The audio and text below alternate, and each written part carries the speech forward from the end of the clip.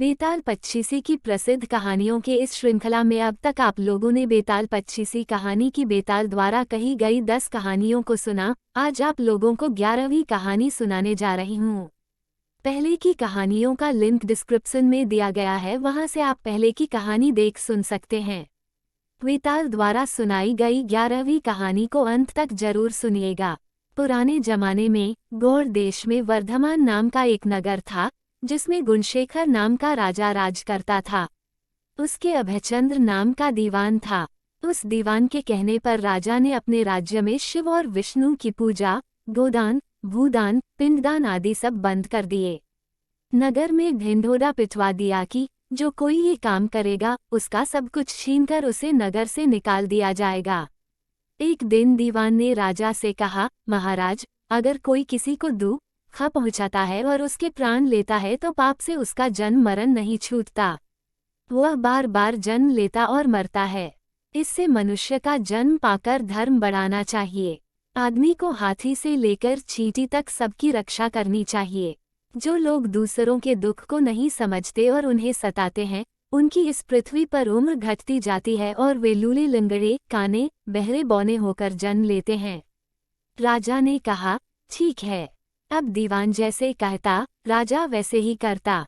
दैवयोग से एक दिन राजा मर गया।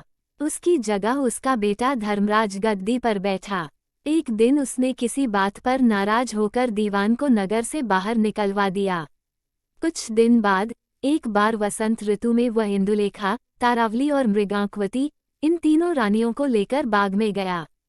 वहां जब उसने इंदुलेखा के बाल पकड़े तो उसके कान में लगा हुआ कमल उसकी जांघ पर गिर गया।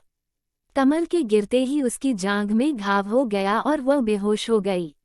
बहुत इलाज हुआ, तब वह ठीक हुई। इसके बाद एक दिन की बात की तारावली ऊपर खुले में सो रही थी। चांद निकला। जैसे ही उसकी चांदनी तारावली के शरीर पर पड़ी, उसके सारे शरीर पर फफोले उठाए। कई दिनों के इलाज के बाद उसे आराम हुआ। इसके बाद एक दिन किसी के घर में मूसलों से धान कूटने की आवाज हुई। सुनते ही मृगांकवती के हाथों में छाले पड़ गए। इलाज हुआ, तब जाकर ठीक हुए।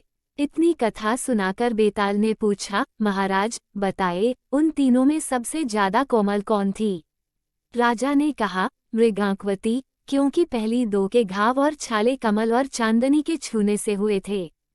तीसरी ने मूसल को छुआ भी नहीं और छाले पड़ गए, इसलिए वही सबसे अधिक सुकुमार हुई। राजा के इतना कहते ही बेताल 9-2-11 हो गया। राजा बेचारा फिर मसान में गया, उसे पकड़ा और लेकर चल दिया। जब राजा उसे लेकर चला तो उसने रास्ते में एक और कहानी सुनाई। मित्रों, अब 12वीं कहानी अगले भाग में, अगली कहानी में फिर मिलूंगी। तब तक आप लोग चैनल को सब्सक्राइब जरूर कर दीजिएगा। अगली कहानी तक के लिए शुभ विदा।